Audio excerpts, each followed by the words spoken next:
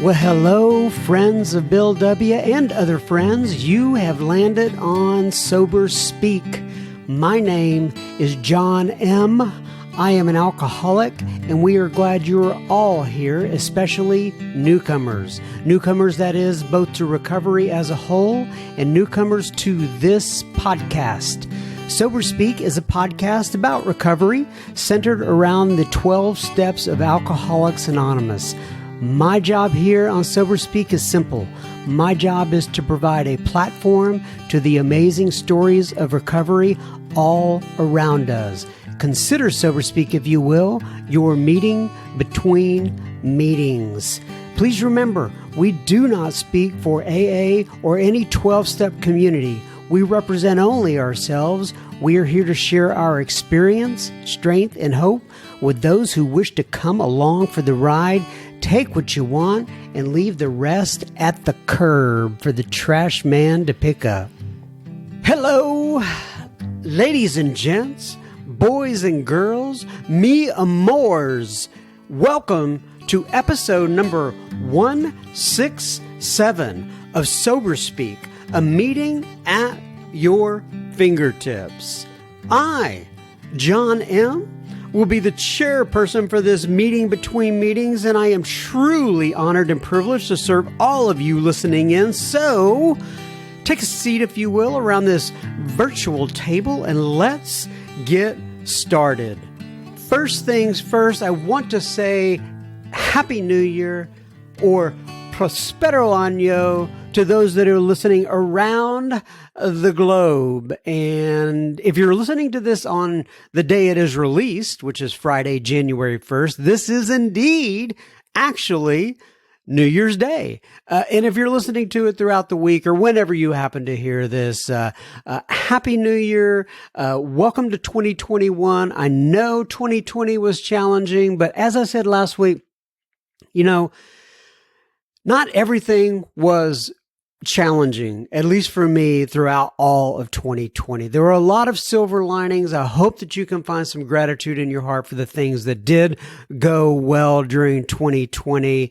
And however, I am ready to put 2020 behind me and get on into 2021, as it did 2020 present a lot of new challenges that none of us ever thought we were going to face. But as I mentioned on last week's episode, I am looking to get y'all more involved on the podcast this year. And what I mean by that is that, did you hear the episode that I recorded last week on sponsorship? I say I recorded, I put it together. We had about 20 or 25 voices on that episode, giving their experience, strength, and hope where sponsorship was concerned, and I just absolutely loved it. And what I did this time is I sent out an email with a link on it, and if you click on the link, you can record a message.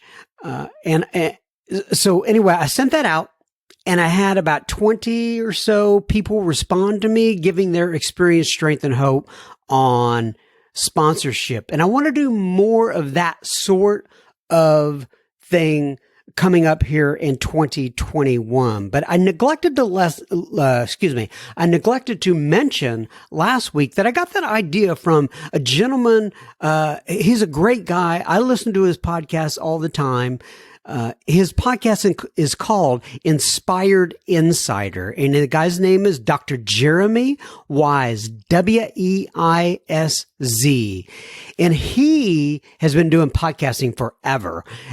And he's got a series on his podcast called The Giver Series. And it's all these people. It's virtually a who's who of giving. And I will put the link to that particular episode in the show notes if you want to go listen to it yourself. But he had all these people that he had been talking to throughout the years. He had them come in and give their viewpoint on giving. And it reminded me so much of Alcoholics Anonymous. In other words, when we come to Alcoholics Anonymous, we're immediately taught to somehow get out of ourselves, right? Look to what you can do for another person. Look how you can help. Look how you can put back into society, into the community, into other individuals. And that's what this series is all about. And that's what this particular episode was all about. So while I was listening to him share, while I was listening to his guest share about the topic of giving, I thought to myself, why can't you do that exact same thing with the Sober Speak audience? And so that's why I kind of gave it a test drive last week on that sponsorship sponsorship episode. And what I want to do this year, and by the way, if you're not on my email list, please go to the website, soberspeak.com, or just email me personally, John, John, at soberspeak.com, and I'll get you on that list. What I want to do this year is I want to send out an email to you all. Yes, you listening in, and give you a chance to give some feedback, your experience, strength, and hope, if you will, on a particular topic. And by the way, if there is a topic that you are most interested in, send me a note at John, John, at soberspeak.com, and I will try to work that in this year. And so what I'll end up doing is I'll send out an email and say, hey, this is the topic. Why don't you share on it? Get it back to me. I'll give a certain timeline, and then I'll release it. It takes a while to stitch all that together once you get it in, so it won't be released immediately. But if you're interested in that, make sure you get on my email list. All right. Now we have Miss Claudia H. Claudia was originally on the podcast on episode number 63. It's called Claudia H, Attraction Rather Than Promotion. And we did this in the, traditional style for Sober Speak. In other words, it was an interview. She was here at my home. We sat down, and I absolutely loved her interview. And now this is a departure from that. This will be just her talking up at a podium without me interrupting her. And you'll get to hear her live at a Tri-Cities event. So we will have plenty listener feedback at the end of this episode, and we'll talk to you then. God bless you. Thank you. I'm Claudia. I'm an alcoholic. And my sobriety date's March 27, 1987. I'm grateful for that. And it's because of you all. And, I can never give back enough to even make a dent in what I've been given here in the rooms of Alcoholics Anonymous. And my home group is the Tuesday night speaker meeting group in Haltom City. That was not the name I voted for, is all I'm going to tell you. I said, it does not come trippingly off the tongue. And no ice, because I told Steve, my friend, I said, the only way I won't be there if it's iced over, because I'm old. I can't see, The cataracts are ripening, but apparently not fast enough, or I'd really like to wait till Medicare. Okay, there's that. And I said, so I'm not going to drive in the ice. Well, the God of my understanding is a comedian. And, I always wanted a moniker in AA, though. No ice kind of didn't have that thing, but like Wino Joe or something like that, but no ice Claudia. The other one I've been called Old School AA. I didn't know there was a new school AA, but that's just me. I may be that far out of the loop. Anyway, as luck would have it, my car got wrecked, and my cataracts are growing. My new glasses have not come in. I can't see at night. And if it's raining, I really can't see. So, as an exercise in humility, I had to ask someone to drive me. It's not driving Miss Daisy, it's driving Miss Claudia, And my sponsor says, punctures that ego, doesn't it? And yeah, it does. But I'm grateful to be here. I'm grateful to have the opportunity to give back anytime, anyway in Alcoholics Anonymous. Because I've been given a gift. I've been relieved for today of a seemingly hopeless condition of mind and body. And a lot of people don't make it. Even of those that come in, a lot of people don't make it. But I got to. And I don't think I'm special, and I don't think God loves me more than he does the drunk that's puking in the street. But I got to stay. Got to stay sober, and I got to have a wonderful life. I spent more than half my life in the rooms of Alcoholics Anonymous. And it's a good life. And I hope I'm willing to do tomorrow the few simple things that it takes in order to continue to stay here. I was born, obviously. Something happened. I drank and I came to AA is what I always like to start with. That's the short version. You're going to get a longer version tonight. But I was born in East Texas, a little town in East Texas, Kilgore, Texas, to be exact. I was not a rangerette. Okay, I wouldn't have qualified. Probably the moral turpitude clause or something like that. But I was born to a cattle buyer, and my dad was a cattle buyer. My mom was a bookkeeper. I was the oldest of 4 children. And I, like a lot of other alcoholics that I've heard from behind podiums just like this one, I felt different from the very beginning. I never felt the way you looked. You looked like you knew what to do. You had it all together. You had figured it out. And the first time I was cognizant of that fact, that I was really aware of it, I was in kindergarten. I needed a drink right at that moment to do kindergarten. What I remember is that I was dressed appropriately. I remember exactly what I had on. I don't know if non-alcoholics do that, if they can remember back at 5 and say, I know exactly what I was wearing. I've always been able to remember what I had on, even if I didn't get home with everything. And that happened often. I used to have a penchant of losing one shoe, just one. And that irritated me because I'd rather just lose 2. But no, I would lose one, and a sane person probably would have gotten rid of the other shoe, but not me. I kept the reminder shoe in the closet.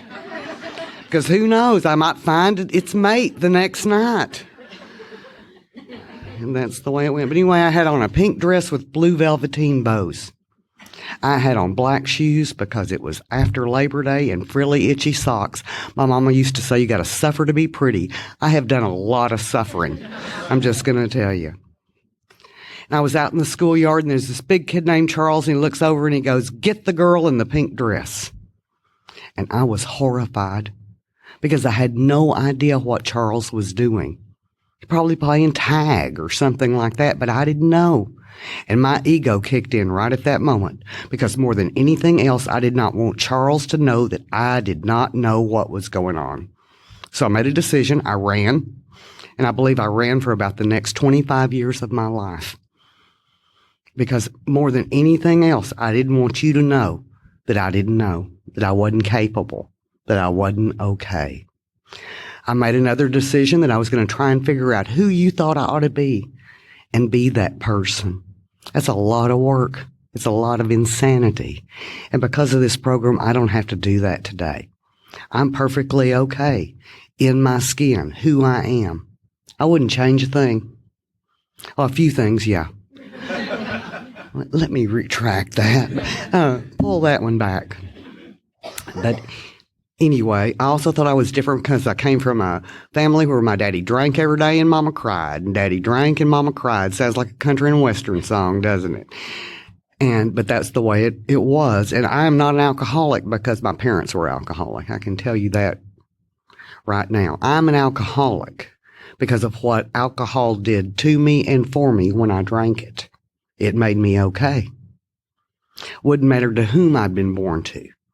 If alcohol had done those things, I would be an alcoholic. That's just the way that it is. And the other thing I need to say about that, too, is that I come from some of the greatest people in the world. The best things about Claudia, the things that I like the most, the values that I care the most about, are the things that my parents gave me. They just happen to be alcoholic. The fact that I'll be in church on Sunday morning, the fact that I work in the church, the fact that I have a job and go to it on a regular basis, because my people worked, drunk or sober. They went to work. It's just what you did. my thrift. My children would call it my cheapness. Those are all things that my parents gave me. Good things that you get from growing up in an alcoholic home. One, it's never boring. There's always something happening. And you do crazy, insane things. My mother would get mad at my daddy every 2 or 3 days, and we'd leave him. We'd pack up everything in the station wagon. We'd go to my grandma's house, and we'd drive around. Someplace in the driving around, she'd feel sorry for him, and we'd drive back home, never get out and unload. After a while, my sister and I got smart. We said, we're not packing up everything because we're going to have to unload it when we get back. My mother would go to the closet and go, you better get that because you're going to want it because we're never, ever coming back. It's like, yeah, we are. We're going to roll in about 3:30 because we are consistent within our insanity. It's just, and some of those stories just tickle me so much today because it's just alcoholism. It's what we do. Also, I got a lot of skills in the alcoholic home. By the time I was 12, I knew how to get somebody out of jail, get the car out of impound, write a hot check, avoid creditors, necessary skills in order to be a good alcoholic later on myself. When I was young, I tried to be very good. Not for goodness sake, as the song says. I tried to be good because I didn't want you to look too closely at me. I was afraid if you look too closely, you're going to say, something's wrong with her. She's not okay. So I tried to blend into the wall, just be a part of the furniture. I was a school teacher, and I'm back teaching school 2 days a week. Who could figure that?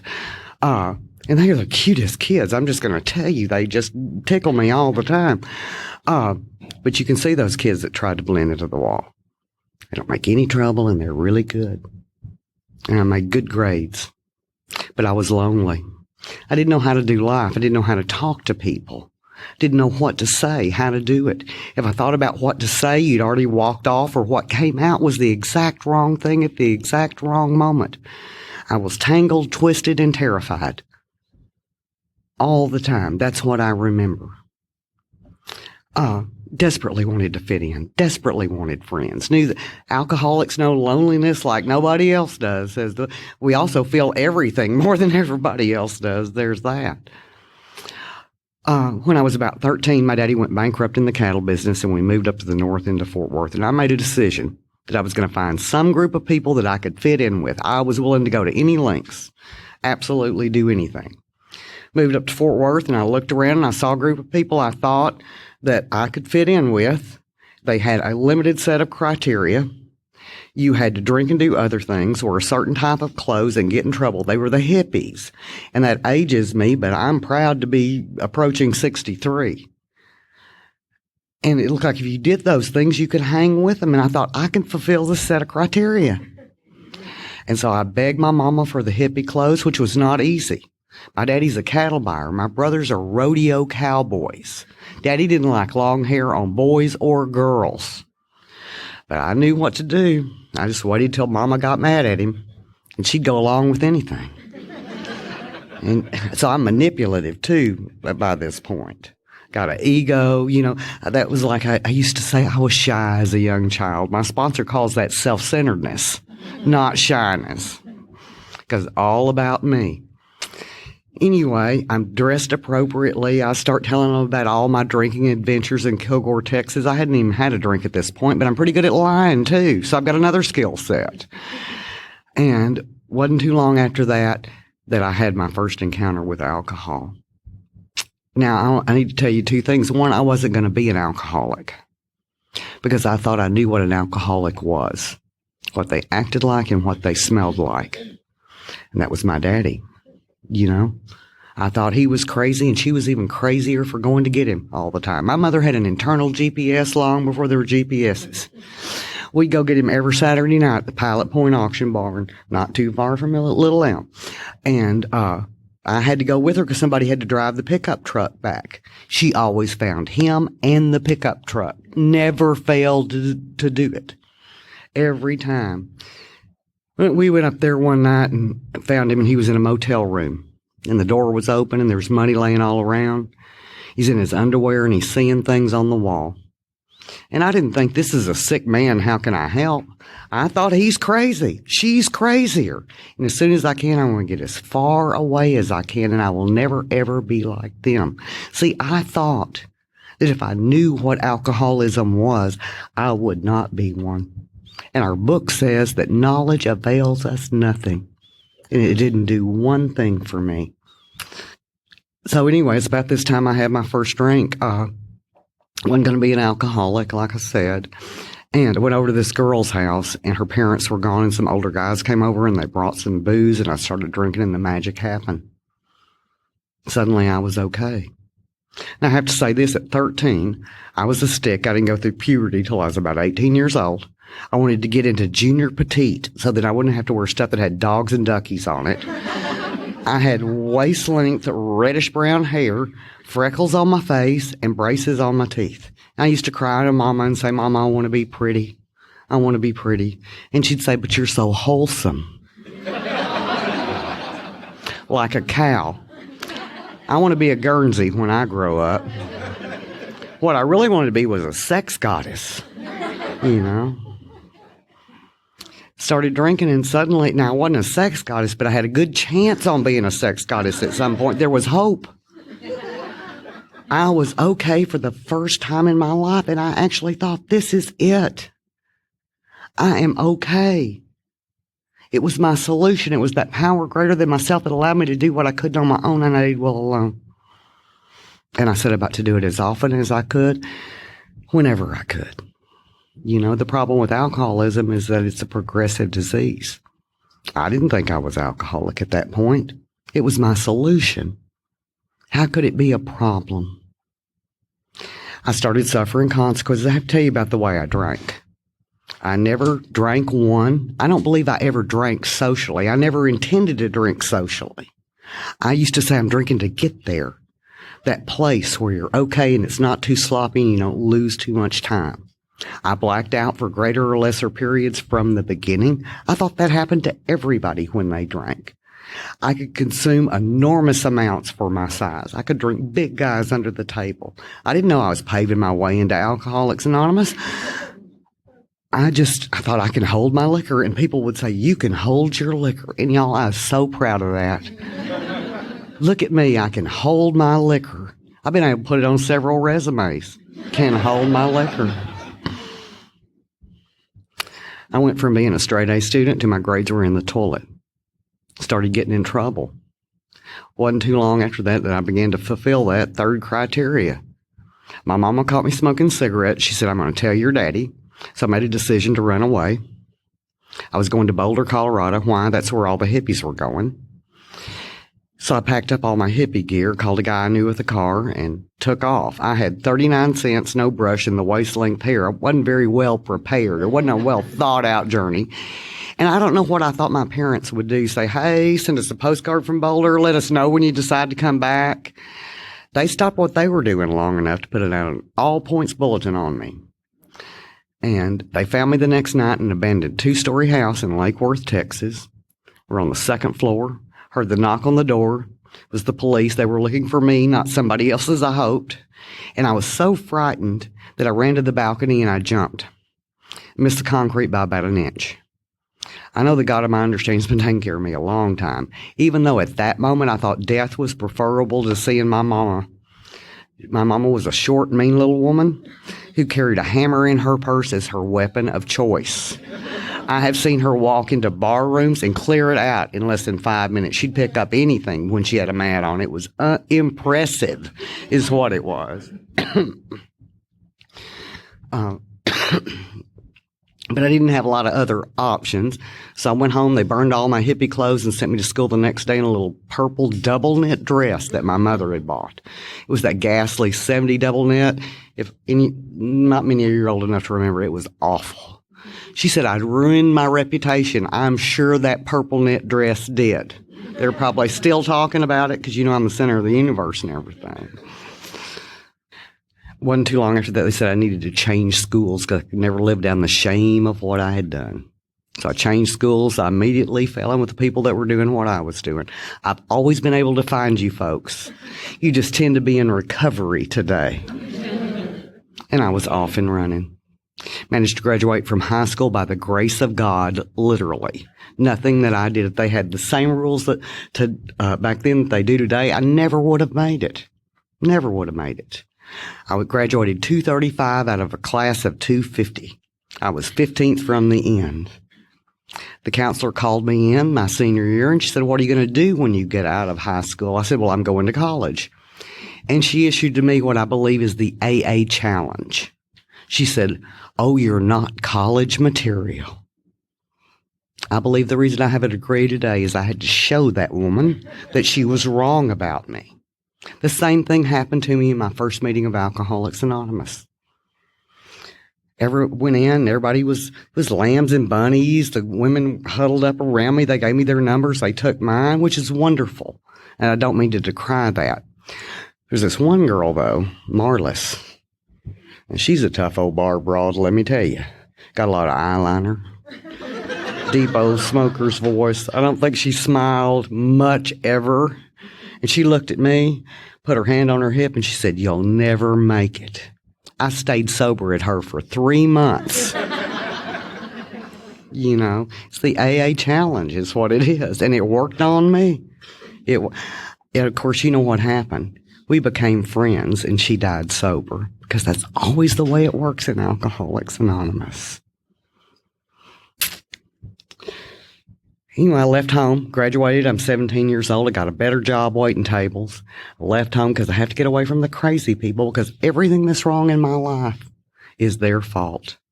Oh, I blame them. They were such a convenient excuse to drink. And after I ran out of them, I found somebody else that I could blame everything on, because I think that's what we do. I went to the junior college for 2 years. Worked full-time, went to school full-time, drank full-time. I believe alcoholics have the constitution of oxes, because we can do things and live to tell about it that normal people cannot. Went there 2 years, then moved up to Denton for 2 years. Now I'm working in Fort Worth. I'm living in Denton and going to school up there, and I'm driving old 377 because I think I'm less likely to get stopped. You know, things start coming unwound in Denton. That may not be a word, but I sure like the sound of it. It kind of rolls, doesn't it? They start coming unwound. I'm losing bigger and bigger chunks of time. I'm waking up in places and with people that I don't want to be with. I'm beginning to suffer remorse and guilt, but I quickly find out what works on that. You drink. You drink. The people I'm running with start talking about my drinking. They begin to say things like, "You drink too much, Claudia. You drink and drive too much." And I would think, get a life. Why are you talking about me? You closed the bar down with me last night. But it seemed like it became a litany that people were just saying it over and over. And I probably only said it 3 times, and I rolled it around in my alcoholic mind and was sure they were all talking about me all the time. My 21st birthday rolled around. My best friend said, "Claudia, you're not going to drink and drive tonight." So she drove. Forgot one thing. I didn't run around with anybody who wasn't drinking the way I was drinking. By this time, I'm drinking before I get to the bar. Why? It's cost effective. Yes. In order to be a good drunk, you have to work at it. It is not easy. This is what I know. Anyway, she drove. And, of course, wrecked my car, got totaled. I also had a penchant for buying the worst cars on the market. For those of you that are old enough, this is almost an anachronistic example anymore. I had a Vega. It had an aluminum head if you're young, okay? And what that meant, I used to brag to my 9th graders when I taught them, say I could get by on $2 worth of gas for a month. I didn't tell them I had to carry case oil in the back to keep rolling. And then I had 2 Pintos, and the Pintos had exploding gas tanks. This was the first or second Pinto. One of them I rolled 6 times in broad daylight. 5 wrecks by the time I'm 21, all alcohol related. God's grace, that's all I can come up with. Anyway, I didn't know what to do. The crazy people are still crazy. I can't go back to them. And my car's totaled. The bank actually owns more of the car than I do. So, you know, that was a small technicality. Didn't know what to do, so I called a guy I'd been seeing. Now, I had 3 kinds of relationships with men. I used to say before I got into Alcoholics Anonymous, that one's not quite true. But they were nice guys, and I wouldn't have anything to do with them. I made them gods and followed them around like a puppy dog. They call that stalking today. I'm glad I got sober before caller ID, or you might have a different speaker. Or they didn't like me, I didn't like them. We had a long-term relationship. He was of the latter, but he answered the phone. And this is before caller ID. He answered the phone, and then he stayed on the phone. He didn't hang up. And he said some magic words to me. He said, "I'll come get you." And I told him my tale of woe, how it was all my parents' fault and how sick, sad, and sorry my life was. And he said, "I'll take care of you." And I thought, that's it. If someone will take care of me, I'll be okay. That's what I need. Obviously, I need somebody to take care of me. So he came to get me, and I went back with him, moved in. He also lived within a mile of my job, and I don't have a ride, remember? I did a lot wrong. I had a lot to atone for when I got to the 9th step. He had long hair, drove a van. My daddy hated him. I married him 3 months later. There were signs it was not going to be a marriage made in heaven. He was what I call a weenie drunk. He'd drink 2 margaritas and get a headache. I thought he would get better with practice. Didn't happen. We talk about the invisible line. Some people cannot cross it. They don't have the right stuff there. Just not the true grit to make it over. He was one of those, and he would say things to me like, "All you want to do is party." And I'd go, "Well, isn't that what life is?" He fussed about my drinking, so I began to hide my drinking. Now, this is not alcoholic. No. Necessary. Not my fault. His fault. If he wouldn't fuss, I wouldn't have to hide it. Again, I don't see it as a problem. It's still my solution. And I began to think in my 20s that there's going to be some point where I'm not going to feel the need to party anymore. That I'm going to wake up and it's going to be different. Something will change. It'll be external, something on the outside. I kept thinking, if I could get my outsides to look like y'all's, then I'll wake up and be okay. It'll be the great metamorphosis. I'll come to and I'll be different. And the only thing that has made me different is to come in and say, "Hi, I'm Claudia, I'm an alcoholic," and follow the directions of a short little woman who I didn't know her last name for 6 months. That's what has changed me. That is what has made the difference. And I know there are other solutions out there, but this is mine. And I'm pretty passionate about it because I know it works. I know it works. My oldest grandson is 26, and he's got 2 years sober. He came to me a couple of years ago, and he said, "What do you think?" I said, "Well, if you keep having problems drinking, you might have a problem drinking." And because I was fortunate enough to be raised by a bunch of old-timers, I knew what to say. I said, "I don't know. I can't decide if you're an alcoholic or not." He said, "I believe I could quit on my own." And I said, "Well, then I think I'd try. But if not, you might want to remember Alcoholics Anonymous." 2 days later, he said, "I think I got to go to AA." I said, "Good for you." And then I had to sew my mouth shut and go tell his sponsor to slap me if I overstep some bounds, and I've wanted to. I'd like to do a little directing, but I hadn't been asked. So there's that. Anyway, again, things come unwound. I love Bill's story where it says, gradually things got worse. That's my story. Gradually they got worse. Graduated from college with a degree in English literature. I got certified to teach English and history, and I didn't teach. People ask you if you've been going to school 5, 6, 7 years, why you're not doing something with that degree you worked so hard to attain. And I would say things like, "Well, I just haven't found myself. I might want to go to graduate school. I might want to write the great American novel." I'd been anesthetized most of my life. I don't know what I was going to base it on, but it sounded good. The truth was I was afraid to teach because I thought if you taught, they might require you to know some of that great literature, some of that history. And after having taught in DISD for 10 years, I know they don't care if you know it or not. That's not what the requisites are. Plus, I found a great job waiting tables. You're busy. They let you drink on the job. They closed at midnight. You could sit around at the bar and drink till 3 or 4, and I could tell him I was at work. I had found heaven. But again, it's progressive. I'm losing bigger and bigger chunks of time. I'm waking up in places and with people I don't want to be with. So I do the next right thing. I'm beginning to think there's a problem, but it's not the alcohol. It's him. You know, after my parents, he's the cause of everything that's wrong in the universe. It's him. And I thought, well, you know, it's got to be him. It's got to be that. When I turn 25, it'll be different. Really, of all the things that I thought that I could do to make me different, I thought being a mom, that would be the thing. I'd straighten up. I'd do it because I would love them so much. I'd always wanted kids. I wanted a bunch of them. I got a bunch of them today. I got what I asked for. So I got pregnant. I didn't drink as much during that first pregnancy, but I didn't do right. And my first baby was stillborn. And the remorse and guilt was incredible. Incredible. Got pregnant again right after that, because now I got something else to feel sorry for myself about. With my oldest child, Rachel drank more during that pregnancy. After Rachel was born, one of my brothers died. I used that as another excuse to drink. Got pregnant again with my second daughter, Sarah.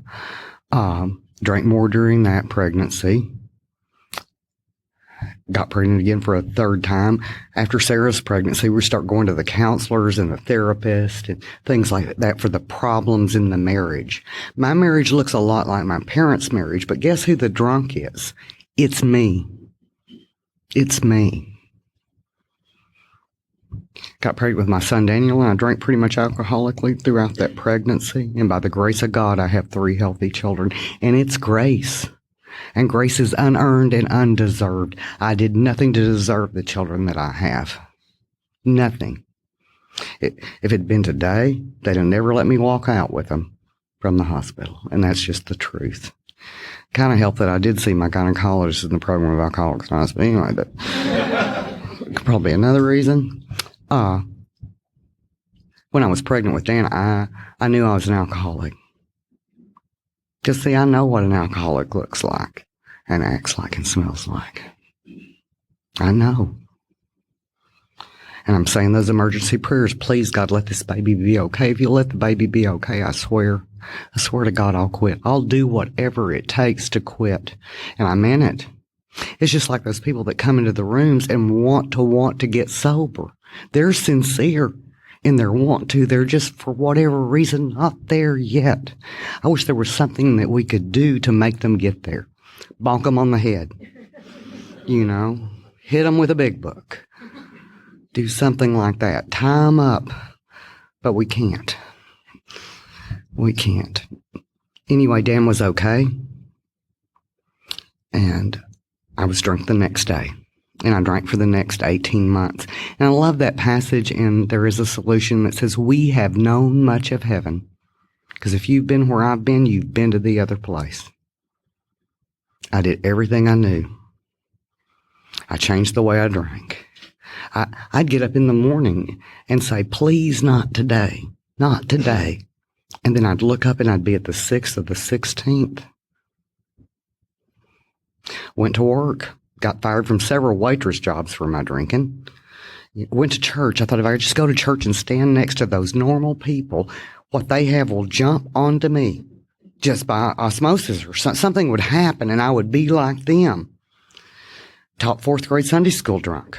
Went to work for the church daycare drunk. Got fired from the church daycare for my drink. It's hard to go lower than that. That's what, you know. Left him. Oh, I knew if I leave him, I won't drink. Left him, I drank more, so I just went back. Now I knew there was a solution. When I was 16, my daddy quit drinking for the first of many times. He white-knuckled it. He did not go to the program of Alcoholics Anonymous. And when he was not drinking or using pills, there's that. He was angry and miserable and bitter. My mother, who had never drank, started drinking, became a total alcoholic, and lost everything in 4 years' time. And my mother was a weird drunk. She'd drink 2 days and puke 3. Nothing changed that pattern. Drink 2. She did start on Mad Dog 2020. I thought at first that was it. But she graduated to vodka pretty quickly. And But I thought, I would not drink. Oh, I'm so self-righteous. I would not drink if I puke like that. Because I personally got sick only twice. And y'all, it's because I had chocolate milk, white donuts, and Fritos. And it was a bad combination. It had to be that or maybe a slight virus. I've got a cast iron stomach. Anyway, I used to think I wouldn't drink. And literally, she abandoned my father and my brothers and lost everything. Everything in 4 years' time, just like the book says. One day she calls me and she's in a treatment center in East Texas. I think, isn't that nice for Mom? She has a lot of problems. She needs help. So condescending. So condescending. Mother gets out and starts going to AA. She gets a sponsor. She becomes different. I'm not sure I like Mom sober. For one thing, this is how I knew she was different. I used to call and say, the baby needs shoes, and she'd give me money and I'd buy booze. Now I'd call and say, baby needs shoes, and she'd buy shoes, but she wouldn't hand me money. Couldn't figure that out. Same thing with food. But I want to tell you, this is where the program of Alcoholics Anonymous and Practicing Principle come in, because my mother practiced attraction, not promotion. I was a phone drunk. I like to call between 12 and 4 and have a long philosophical conversation with anybody to hang on the phone with me. And I always say, as drunks, we use people up, and we can do that drunk or we can do it sober. Mom is the last to go. Mom will hang in there longer than just about anybody else will. I truly believe that. My mother never once said, you're an alcoholic. She never once said, what are you doing to your children, Claudia? She was just an example of the program of Alcoholics Anonymous.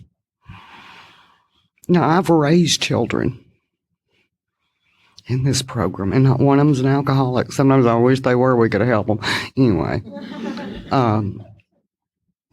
the love that it took and the belief in this program that it took to exemplify it and practice those principles with your child. It's incredible when I think about it. Incredible. On March the 27th, 1987, I came to about 10 o'clock in the morning. I'd been drinking because I was a daily drinker. My children were 4, 2, and 18 months. So I was that drunk mom. And what I saw when I came to was that it was me and my drinking. It wasn't them or it or they. It was me and my drinking. I'd run out of ideas. I knew that the program had worked for Mom, and if you could sober her up, you could do anything. And I called Alcoholics Anonymous that day. And I believe I chose life that day, and that every day I do this deal, I choose life, not just for me, but for those around me. Because alcoholism is a family disease, and if I go out tomorrow, I'm going to tear up some folk on the way down, because that's the nature of the illness. I don't want that. I don't want that. And I made my first meeting, and they had a first step meeting for me. I'd been drinking. Good thing that sober is not required when you walk in. They could have smelled me a mile away anyway, but went in, and they did tell me to shut up, because apparently they didn't want to hear my share. I had something to say. And after the meeting, the women huddled up around me, and they gave me their numbers. They took mine. Somebody called me that night. I think it's Norm Alfie that always talked about seconds and inches. You know, just seconds and inches. Anyway, for the first time in my life, I followed the direction of somebody else. I didn't have a better idea. They said, get a sponsor. I got a sponsor.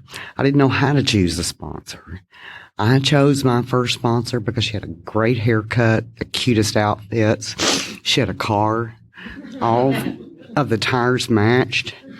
And the windows didn't just roll down, they rolled back up again. I wanted everything she had. And I was willing to go to any length to get it. Well, I didn't realize I'd made a misstep, okay? I did not understand that she was an AA Nazi, basically, is what it seemed like to me at the time, because she seemed so sweet. And she was. And she loved me. She loved me enough to tell me the truth. And there are no rules in AA, but she had some. This is what she said. She said, if I'm going to sponsor you, this is what you will do. And if not, you can ask somebody else to sponsor you. And if not, we'll refund your misery at the door. It's up to you. And I went, well, okay, what are they? I had to go to meetings. So there was no reason to not go to a meeting. If your job interfered with the meeting, you better get another job. Because if you didn't stay sober, you weren't going to have that job anyway. She said I had to start giving back day one. My first job was washing ashtrays. Thank God. How lucky is the group that has something for a newcomer to do? Because you take away that alcohol, I can't talk. I'm so socially awkward. I'm tangled. I'm twisted. I'm terrified. But I can wash ashtrays. Don't ask me any questions because I may not be able to think of the answer. But I can wash ashtrays. It gave me something I was a part of because I couldn't get kicked out of here. I didn't know where else I'd go. She said I had to start making amends to my children day one. And my amends that first day and today is the same one. And that's to stay sober and to work this program with all I got. Those kids, the oldest one, went to University of Texas on a full ride scholarship. She speaks 3 languages. She and her husband and the 3 boys are staying with me right now while they build a house in Mansfield, and every day that it rains is another month. But you know, it's been going real well. I was terrified. I had to do like a 10th step, 15 sponsor calls. It's gone wonderfully. I'm going to miss them. And well, maybe not the dog, but I'm going to miss them when they go. That second girl, she's a warrant officer. She is the JAG warrant officer in the Texas Army National Guard. She's been to Iraq and Afghanistan. She's a veteran. Now, when she went to Iraq, she asked that I send her Chi flat iron. I said, what are you going to do with a flat? Are you going to brand the enemy? I mean, what is this about? But she's doing real well. She's married to a wonderful guy. And then my son, Daniel, he lives in San Antonio, and he's the best kid I got. We struggled for a while. Daniel and I really struggled. He's my God baby. God gifted him to me. And I had to follow sponsored direction because the reason my kids are good is because of y'all. Y'all taught me how to be a mom. I had no clue. You taught me what to do and when to do it. But I was giving a lot of direction. And I don't know how many of you got grown children, but my grown children, direction to them, they hear it as criticism. So my sponsor gave me a list of things I could say, and it goes like this. Yes. No. Is that so? You're smart, baby. You'll figure it out. No matter what happens, I love you, baby. And because of that, we have a great... I talked to him on the way up at Brahms a while ago. You know, he says, tell y'all hi. I took him with me. We were down at the state convention in San Antonio, and I was staying with him. And he said, I'll go with you to some meetings, because my kids went to meetings with me. I mean, they grew up in Alcoholics Anonymous. And I'm talking, y'all that know me know I was talking to somebody if nobody was willing to listen. Anyway, I'm visiting, and Dad's like, he's saving me a seat, so he's waving, going, Mama, Mama, Mama. I said, just a minute. He goes, Mama, come all the way in. Sit all the way down. Because they believe in this program. If they come across a drunk, they call. Do you know somebody? Do you have a meeting? Will you talk to this person? Y'all did that. Y'all's example did that. Anyway, my sponsor said, and that's why the kids weren't an excuse not to go to meetings. So my kids did come, and they grew up in the program. Thank God. She said I had to work the steps. The 12 steps says having had a spiritual awakening as the only result of these steps. That was our program of recovery. And that we had to start at the beginning of the book, the blank page. That was what I knew about Alcoholics Anonymous, and work through. And then I had to continue to practice over and over. I worked through the steps. I I don't know how many times, but I get something every time. I get something every time. That's the coolest thing to me. And so we started. And I knew that it was about God. I saw that in the third step. Y'all weren't fooling me. We got to step 2, and she said, you get to choose your conception. Now, y'all, I have to tell you, I thought that was the weirdest, craziest thing I've ever heard in my life. I mean, God is God is God, right? Spirit of the universe is just spirit of the universe. She kept pointing out conception, your conception, you get to choose. I thought, this will never work. Truth is, I believed in God. I just didn't think God was going to want anything to do with me. I thought I was the worst of the worst and the baddest of the bad. What I found out is I wasn't even good at being bad. I'm just kind of mediocre bad. Sorta. I hate that word. Either I used to say all the time, I want to win everything or fail miserably. I did a lot of failing miserably. Anyway, I did what she said. And I may talk big back here, but I don't talk back to sponsor. One, I'm frightened of all of them. And I don't mean frightened. I mean respectfully frightened, because they take time out of their lives to give to me with no thought of return. That's what they do. And I need to respect that. So I thought, if you get to pick, I need a big God, because I got big trouble. I got hot checks out. I'm so glad I got sober when you could still kite a check and get a 2-week turnaround. Y'all just don't know.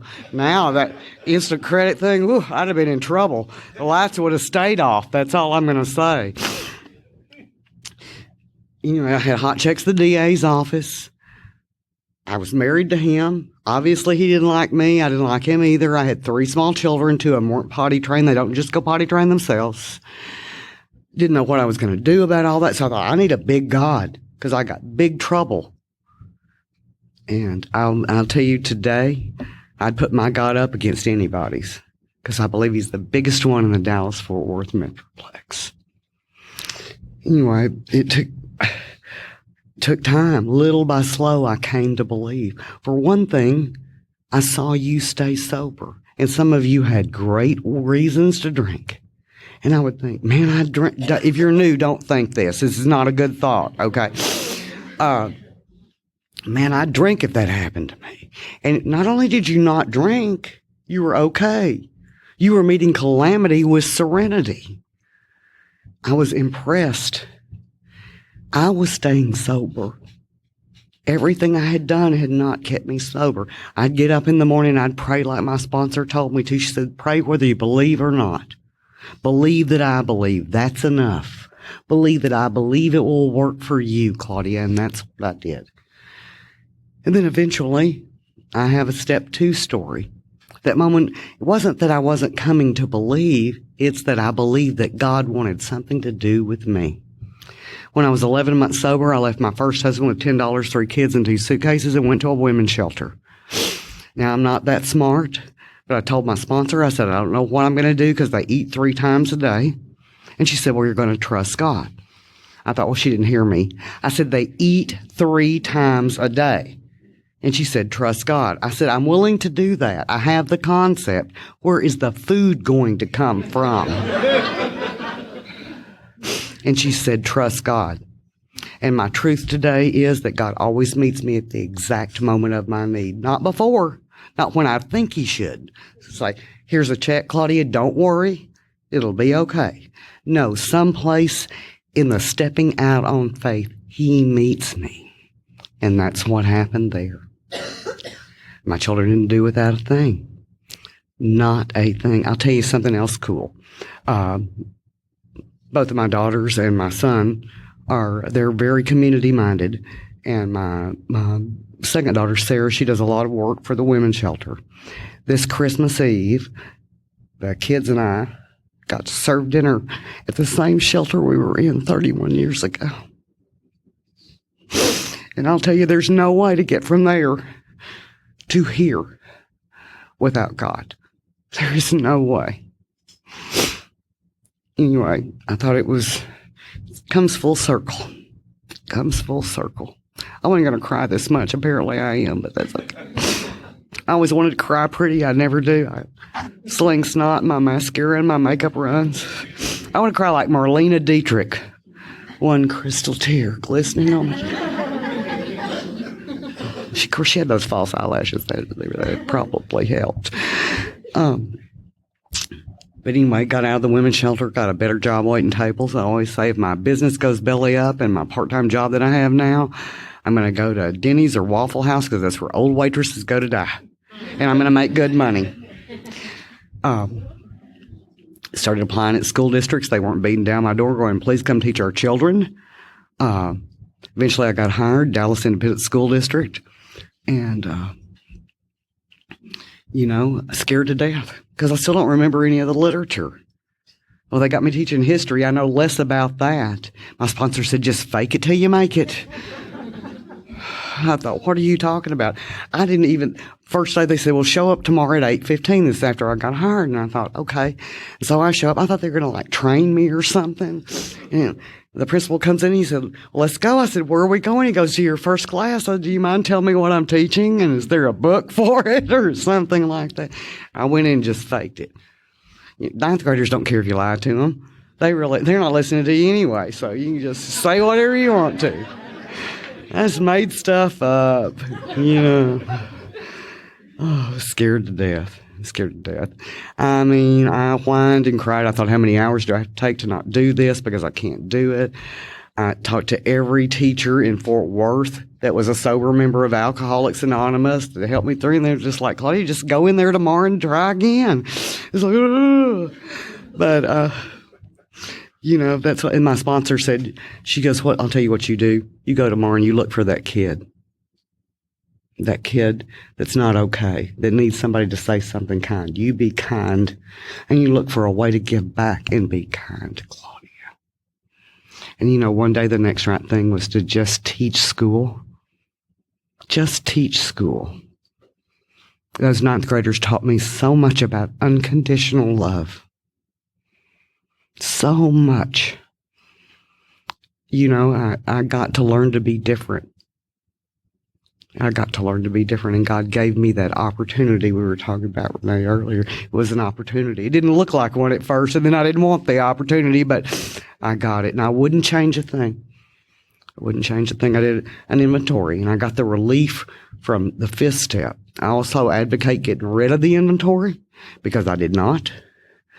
And it took me 4 years to get divorced, 27 court appearances, 3 social studies, and 2 final hearings. But anyway, that's neither here nor there. A bunch of money I did not have. But he got hold of that 4th step. And some people say, oh, you don't have to get rid of it. Yeah, you do. It has the potential to hurt a lot of people. Not only that, who I am at the beginning, at that resentment list, is not who I am at the other end. We make the turn in the 4th step. Good sponsorship for my sponsors, they don't allow me after that point to blame them. They're going to say, what did you do? Or did you place yourself in a position to be hurt? Because I always have.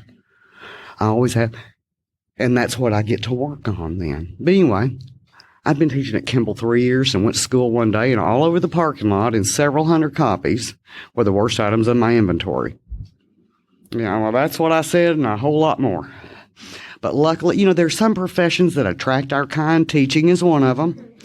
I see some nods. I know who you are. My late husband used to say, we all teachers look alike. I don't think so. Do you see an apple or a pencil earring? No.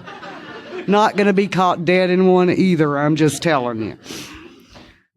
So I went to my sponsor, and I'm crying, and the mascara and the eyeliner is running across the bleach, and it was bad. And she goes, let's go to the office. And I thought, I want to go to New York City. Why? Nobody knows me in New York City. I think that's a good, and I probably would have, but I didn't get well at once. I still had hot checks out. And so we went to the office. I had not put down on my application that I was a member of AA.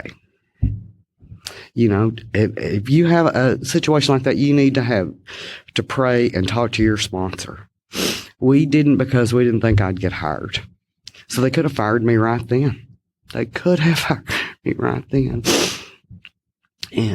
not only that, it's the worst items in my inventory. It's not I stole makeup from Sally Sue in the 5th grade. It's the worst. I'm not sharing them from behind this podium either, because I'd be vomiting, according to my sponsor, if I did. Anyway, I was horrified. My dean of instruction is looking at it, and she's shaking her head, and she goes, "But nobody would believe this." And I go, "But it's true. Truth is stranger than fiction." And she said, "We're going to try to keep your job, but we don't know." And so I went home, and I wore out all my sponsor, all my support people. And I woke up in the middle of the night, and it's the last time I remember the wind blowing through my gut like that in sobriety. And got up the next morning, I put on my best dress, because if you're going down, you got to look good.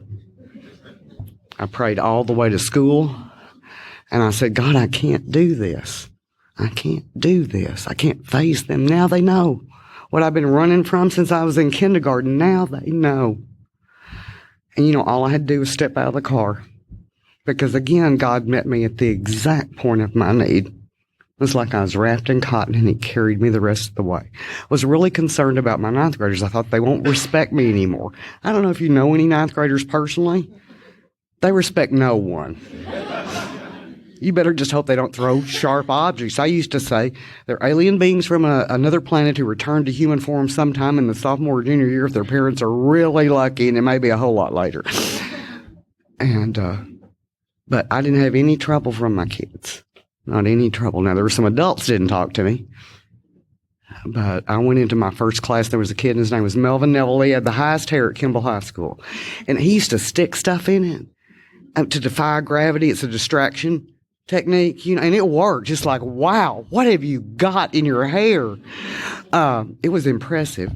But I went in there, and I said, "Good morning, Mr. Neville." He said, "Good morning, Miss Garner." That was my name at the time. And I said, "I'm so glad to see you." He said, "I'm so glad to see you that I don't intend to miss a day." And he didn't miss a day for the next 2 years. At Fourth Step got put out again at the end of the year, and I sponsored the mock trial team, and they picked it up. And they said, "You're not picking this up, we're picking it up, because this is not you on this paper. We don't know who this is." Because, see, they knew me as a product of the program of Alcoholics Anonymous. It's not who I was anymore. Even stranger than that, I'd been there 8 years. I got Teacher of the Year. It only happens in AA and in fairy tales. And good things came out of that, because after that, I'd have a colleague come up and say, "I've got a husband with a drinking problem. Or I've got a daughter with a drinking problem." Or a student would say, "I've got a mother with a drinking problem." So, and I'll tell you what happened. I was such a people pleaser. I was consumed with what you thought. So self-centered. I got free of a lot of that day. I got to walk free. And it's not that I don't want people to like me. I do. But I am perfectly okay if you don't. I'm okay in my own skin. Again, that was kind of a brutal way for it to happen, but it worked. 6 and 7, I worked at being different. Little by slow. Eventually I quit writing hot checks. Had to work on the man deal. That was tough. My sponsor said, "You need to let God decide." I didn't want God to decide. He might decide you don't get nothing. And she goes, "If he decides that there's no one for you, he'll let you be okay with it." And that's what happened.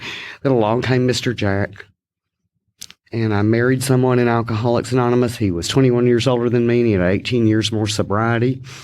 And we had an amazing run together. We were business partners, marriage partners, parenting partners. We blended 2 families. And if you knew all of our children, you would know what a miracle that is. We always keep bail money, just in case, because they'll fight amongst themselves, but you let something outside attack and they will go in force, and it can be really ugly. So it's just necessary. And Mr. Jack died 6 years ago in April. And we're still together, and the big ones are still fighting today, and I'm going to try and avoid all phone calls for the next 24 hours, but there's that, because that's not a good place to be in the middle of the fights. Anyway, but what a gift. I've got 6 grandchildren. What a gift that is. My oldest grandchild, he's not my blood grandchild. Somebody asked him, they said, "Well, that's not," he was about 8. They said, "That's not your real grandmother." He goes, "You just don't understand. After a while, the blood is the same. That's the way it works. What a gift. Made amends. I'm continuing to make amends to my kids. I made a lot of direct amends. My sister, her husband, people I worked with, that daycare, the church daycare, it let me come back for a while. You know, what a testament again to y'all. My parents, I made direct amends to my parents. But I found that over time, those amends grew. The more sober I got, the more harm I realized I had caused. You know? They were drunks. I was worse. I was worse. My mom lived with me and Mr. Jack. He said when he married me, he said, I know your mom's part of the deal. So he married me, my mom with the 3 kids and the dog. Who does that? And she lived with us till she died. She had problems other than alcohol. She had mental issues. And I was able to care for her. And because of good sponsorship, I was able to be kind. I didn't want to be kind all the time. I wanted to be angry and fussy and ugly. Because of good sponsorship. Thank God for that. Because I don't have a lot of regrets. But I got to care for her. My dad, he kept breaking out drunk. Well, in pills too, okay? Kept breaking out drunk. Last drunk he went on, he went crazy. He bought a bunch of cattle on credit without the money. $750,000 worth. The Texas Rangers became involved because of cattle theft. I don't know if you know that. We had to stop him. He'd been writing hot checks all over town like father, like daughter. What can I say? And we'd come a long way in our relationship. The day I came into Alcoholics Anonymous, he said, if you can't quit like I did, you're just a loser. I said, well, I can't quit like you did. 10 years later, he's saying that the greatest organization on earth is Alcoholics Anonymous because of what it did for me. I wish it could have done it for him. It just couldn't. Anyway, we stopped him. He was in a borrowed, stolen lime green Volkswagen. I think this is a funny story. Some people don't. Borrowed lime green Volkswagen. He had a checkbook. He had a briefcase with a checkbook in it because you got to hang paper. Porn tapes, extends, loaded gun, and a gallon of gin in the front seat. He was bad. He was nationwide. He was on the road. That's alcoholism. That is alcoholism.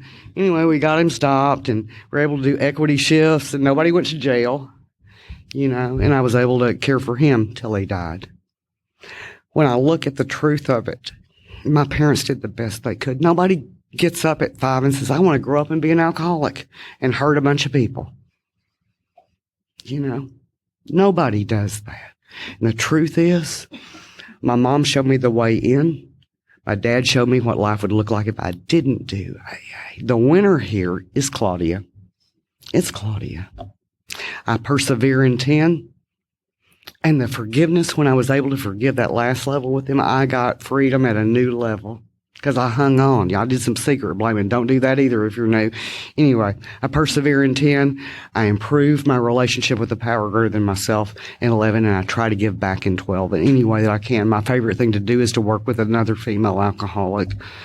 And I've been gifted in the last several years to work with some of the greatest women in Alcoholics Anonymous. They help me way more than I do them because this is what happens. I go from my kitchen to my garage. I want to kill somebody or myself. Then somebody calls. They have a hangnail. I have to stop my thoughts of suicide and murder in order to work on this hangnail because it's important. And then what happens is I hang up the phone and go, well, what was I so upset about? I'm really okay. I'll tell you one more story and then I'll sit down and shut up. Got to do some 12-step calls early on, and this is my favorite one. I was going to Southwest Group at the time, and this little girl came in. She's about 4'11", got fire engine red hair. Her name's Tamara, and she said, I want to stay sober more than anything else. She's living down in the industrial park with some guy. She's lost her kids, her family, her home, her car, her job. She's got nothing. And so we took turns picking her up, taking her to the meetings. My time wasn't until Friday, and the girls are calling me. They're going, man, have you seen her? She looks bad, Claudia. She looks bad. So I go to pick her up on Friday, and her eyes are swollen shut, and she's clawing them because she thinks there's stuff in there. And I don't know how she got the black eyes, but anyway, it was bad. And we got her honey and orange juice, and we fed her, and she kind of smoothed right out. But then she went crazy again that night and was going to a football game about 2 a.m. They put her in the John Peter Smith on the 8th floor in Fort Worth.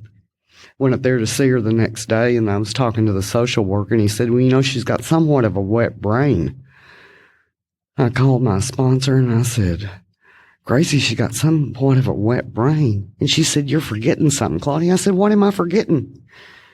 She said, you're forgetting God. You can't say what God can do. She got out of there. She went to Billy Gregory, got out, went to meetings, got a part-time job, got a piece of car, got another part-time job, a better piece of a car, AA fairy tale, got her kids back, bought her a little house.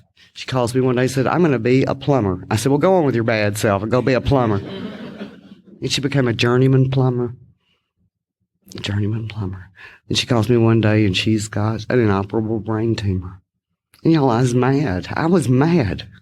She tried so hard. She worked so hard. And she said, what are you mad about? I said, I'm mad at God. You tried so hard. She goes, but Claudia, I got my life back. And you know what? She did. She got a chance at life. Stuff happens. Life happens. The program can see me through everything. Thank you for having me. Thank you for my life. Thanks.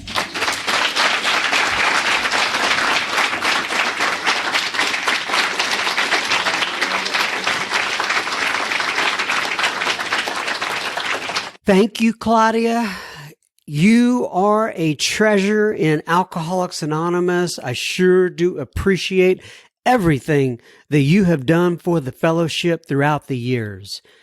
Now, for you listening in, remember, we do not want you sharing gossip, but we would love for you to share this episode with a friend or family member. It may be just what they need today. So pause your device, click on that little share button, and share it with somebody that you love. Now on to a little bit of listener feedback for you. Charla writes in, Sharla, writes in regarding Pete F., the episode called Practical Sobriety in Alcoholics Anonymous. That is episode number 165. She said Pete's episode was excellent. I really felt this. When I was 30, I realized the power that alcohol had over me via the many people I love who suffer from this addiction and the spiritual turmoil that comes with it. However, it was just the way I'd always lived my life. It was the way we'd operated, and it didn't feel wrong. But I felt I was the thing that was wrong. I didn't fit. I didn't understand. I spent 30 years thinking I just needed to love better, be different, get good enough, or figure out how to help rather than make things worse. Thanks for recognizing the power of alcohol over those with alcoholism and those of us who have loved those suffering from this disease. This is a spiritual program, and I am so grateful that the rooms of AA and Al-Anon have most definitely saved my life. I was broken and lost. Hopelessness is real. And with this program and my higher power, I've found hope again. Thank you at SoberSpeak John M. for this podcast and all the vulnerability that radiates from each episode. This podcast continues to be a blessing in my recovery each day, one day at a time. Well, thank you, Charla. That was so sweet. God bless you. Thank you for writing in, and I'm glad that we can be a part of your life. Bernie DMs me on La Instagram, and he says, thank you for being there, John. I am taking in all I can. Sober since September 15th. I still haven't gotten the nerve to get on Zoom. I'm doing a lot of reading and listening to podcasts. At the end of my drinking, I was so good at isolation, and I know that is not good in recovery. Well, you are right there, Bernie, and I hope you find the rooms real soon, my friend. Jennifer writes in and she says, "Hi, John. I am from the United Kingdom, but have lived here in the U.S. now for over 40 years. I live near Seattle, and I have 2 grown children. I haven't started recovery yet, and I don't feel that I drink that much, but I've noticed that I think about wine during the day. I'm happy when I can have my first glass. Some nights it's none, some nights it's 1 glass, and sometimes 2 to 3, and then I don't feel good the next day. I feel I should stop for health reasons, Jennifer." Well, Jennifer, as you know, I offered to get you in touch with somebody in the program if you needed it, and good luck in your journey, and please keep us posted. Thank you very much. My friend Barry from across the pond in London writes in, "Dear John, I hope this email finds you well, my friend. I just wanted to extend my thanks for the past 12 months of Sober Speak. In an extraordinary and challenging year, your voice, your message, and your humor and your guests have provided welcome relief and support. Keep going, my friend, and I wish you and your family a very happy Christmas. Your friend from across the pond in London town, London calling, lockdown London," what he said. Thank you, Barry. A big smiley face there at the end. So good to hear from you, my friend from across the pond. Jim S., another friend of mine, through the podcast. This thing has brought me so many neat connections. He says, "Thanks, John, and Merry Christmas to you and Shannon and the kids." And he says, "Merry Christmas, Brenda J." I had copied him on an email to Brenda J., and it'll explain this in just a second. He says, "I want you to know how much," and he's talking to Brenda J. here. Not myself. He says, "I want you to know, Brenda J., how much you have blessed me. I discovered Sober Speak 2 years ago, and the very first episode I listened to in January of 2019 was 'Do Not Be Discouraged,' quote, unquote, by you. This week," Jim says, "I celebrated 1 year sobriety." Good for you, Jim. That is fantastic. He says, "I got 11-month sobriety last year, but a family tragedy unhinged me, and I thought I needed a drink. So I started over with a whole new understanding of what powerless over alcohol really means. And now I have a year." God bless you, Jim. You're like me, man. I was in and out for 3 years. For whatever reason, it stuck day at a time for a while now, this last time. And, gosh, I feel so thankful, just like you do, Jim. So this week, Brenda J., I posted in the Sober Speak Facebook group one of my favorite quotes from my very favorite Sober Speak podcasts, by the most awesome Brenda J. And the quote is, she said, "I drank every drop I needed to help me to my knees. And I've worked every step and told every truth and that I've needed to in Alcoholics Anonymous to get me to my feet.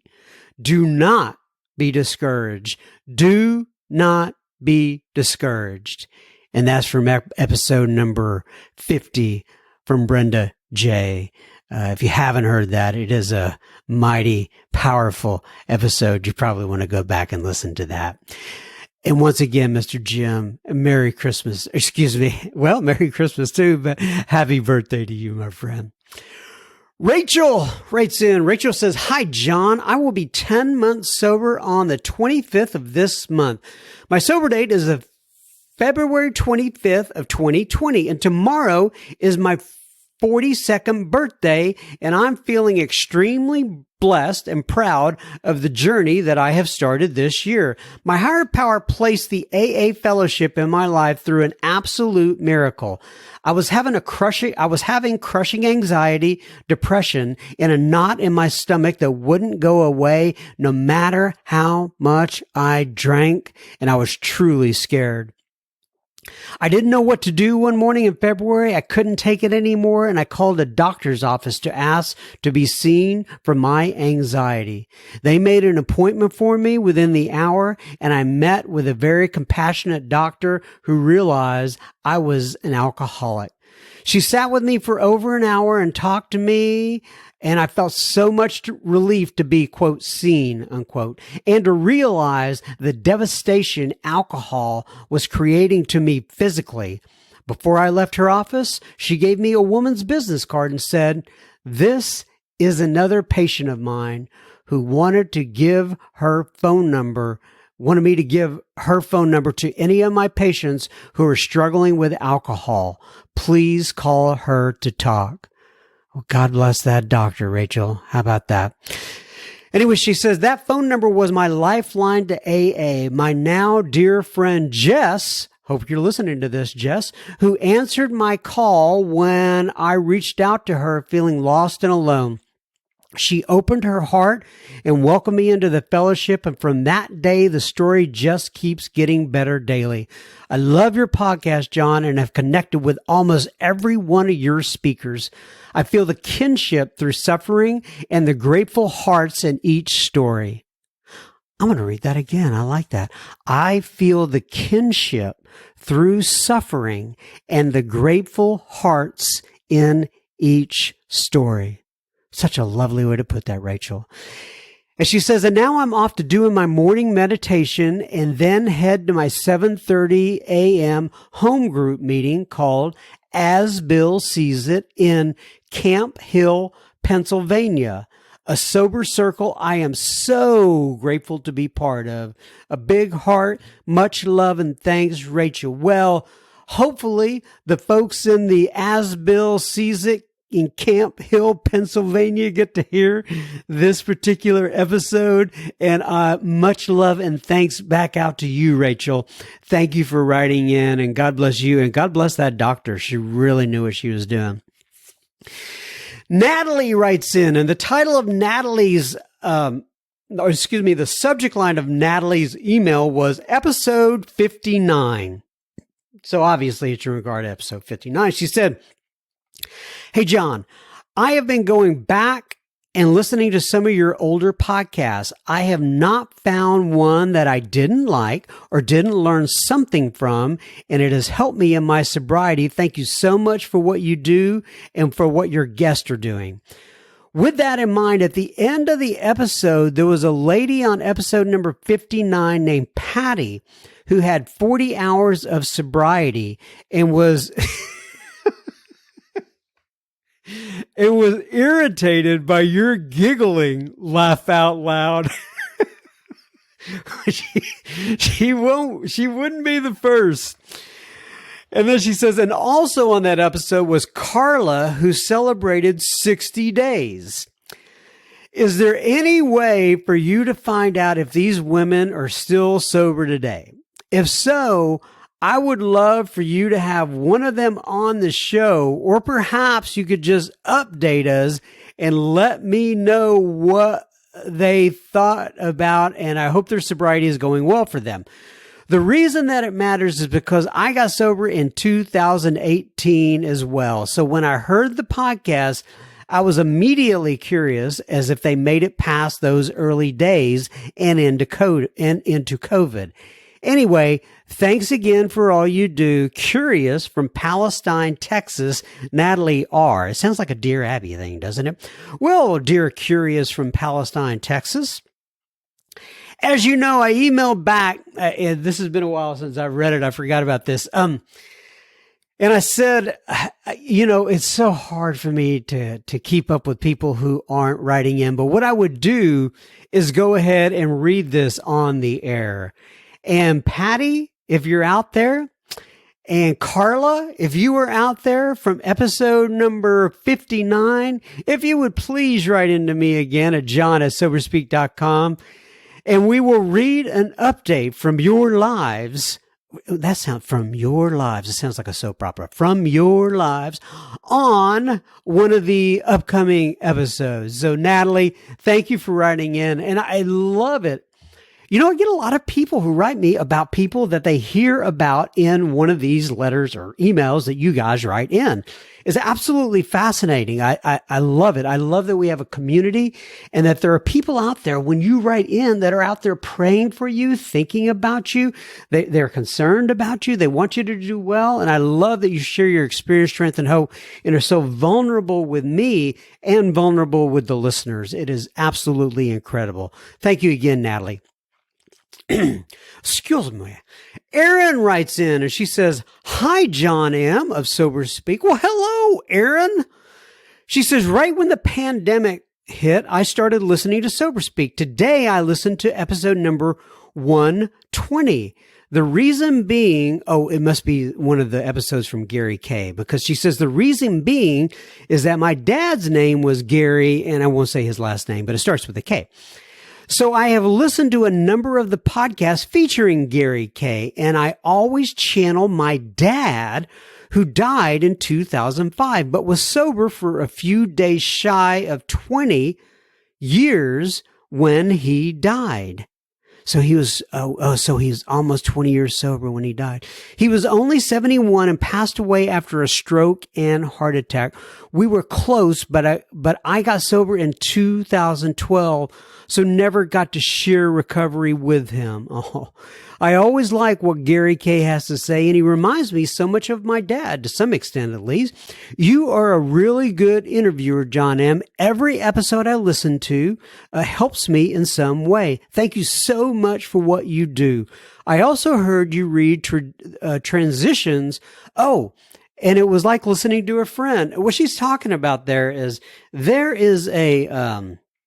there's a podcast called Transitions Daily, .org, and it's kind of like a thing they do for kind of like a daily reflections type of a podcast, I would call it.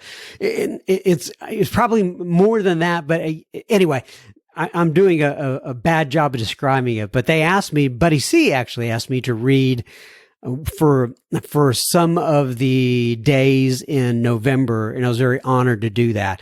So she must have heard me on that. Anyway, so now she says I listen to a bunch of recovery podcasts on a regular basis. Sober Speak, The Recovery Show, Sober Full, She Recovers, Recovery Rocks, The Sober Therapist, and Transitions Daily, like I was just talking about.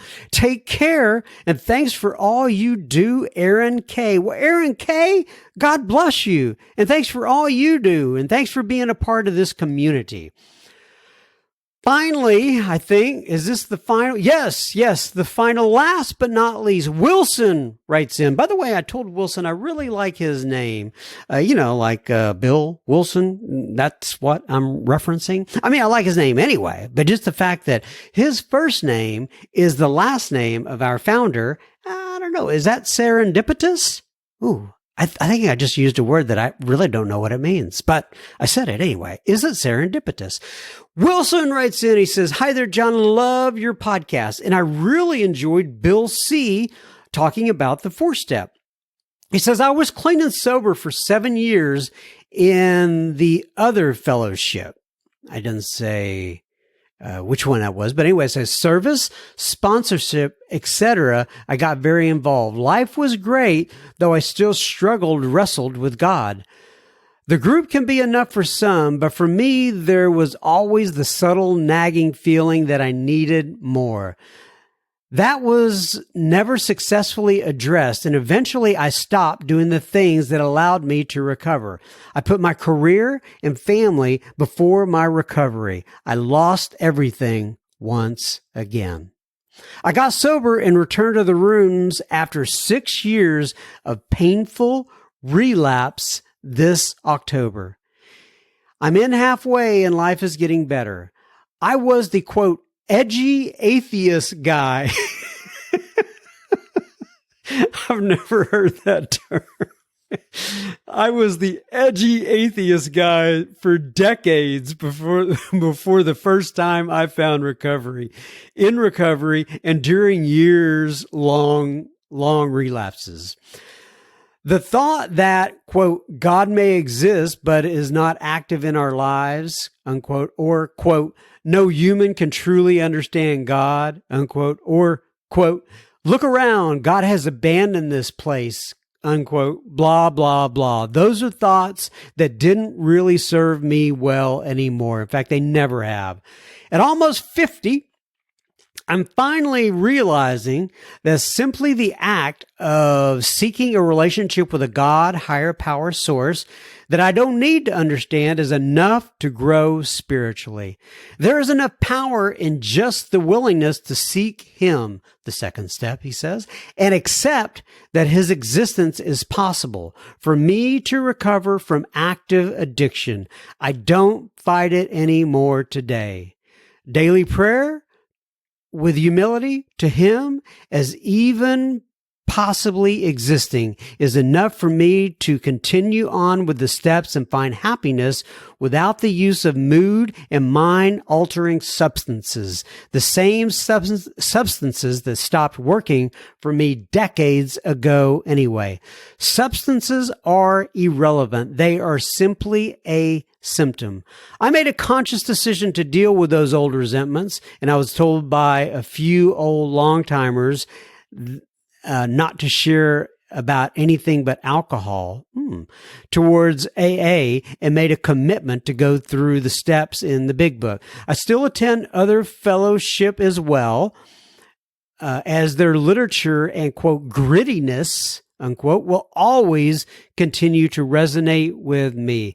Basically, I don't fight God anymore today, and I believe Bill said when he states many times that basically we are doomed without a God of our understanding. Thank you for your service. By the way, I started this email simply because I'm interested in the group that you mentioned, Laugh Out Loud. I tried to email John at kitchentableaa.com, but I bounced back. Can you help me with this, Wilson W.? So what he's talking about there is Wilson was trying to get on the daily email that Bill C sends out, and he's at Bill at kitchentableaa.com. And so he was trying to get on that. It bounced back. And so I got him in touch with Bill C.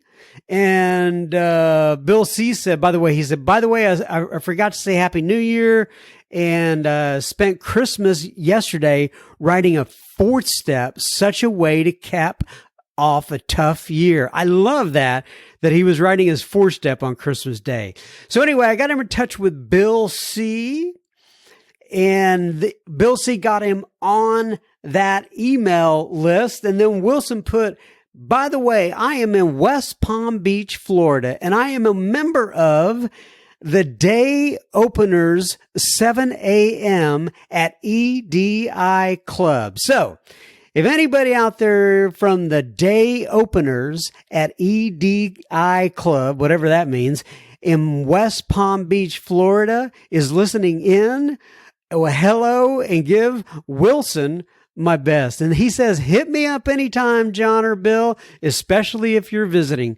We are completely, quote, open for now. Our governor seems to be holding strong about not having Florida shut down again. More will always be revealed. Of course, God bless you both, John and Bill C. Well, Wilson, thank you for all your feedback. And once again, to all of you listening, thank you for letting me and this podcast be a part of your life. God bless you. One day at a time. Keep coming back. It works if you work it. I take this 1 week at a time. I will try my best to make it back next week. Adios, everybody.